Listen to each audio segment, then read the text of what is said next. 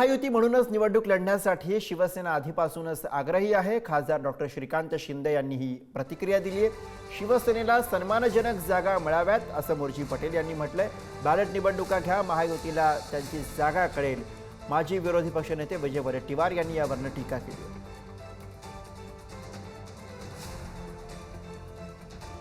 अगोदरपासून शिवसेनेचा हा स्टँड होता की महायुतीमध्येच निवडणुका लढल्या पाहिजे आणि शिंदेसाहेब पण नेहमीच म्हणायचे की सगळ्याच महानगरपालिका या युतीमध्ये लढल्या गेल्या पाहिजे, कारण की युतीमध्ये आपण लोकसभा लढलो, युतीमध्ये आपण विधानसभा लढलो आणि आता महानगरपालिकासुद्धा या युतीमध्ये झाल्या पाहिजे, जेणेकरून युतीमधील कार्यकर्त्याला जो आहे हा न्याय दिला जाईल। आणि त्याचबरोबर आता युतीच्या कार्यकर्त्यांनी लोकसभेमध्ये नेत्यांसाठी काम केलं, विधानसभेमध्ये नेत्यांसाठी काम केलं। आता कार्यकर्त्यांची निवडणूक आहे, या कार्यकर्त्यांच्या निवडणुकीमध्ये देखील कार्यकर्त्याला न्याय मिळाला पाहिजे। नंतर येणाऱ्या ज्या आहेत ह्या लोकसभेच्या निवडणुका आहेत, या सगळ्या पार्श्वभूमीवरती युतीचा कार्यकर्ता हा एकत्र, एक संघ, एक घट्ट राहिला पाहिजे।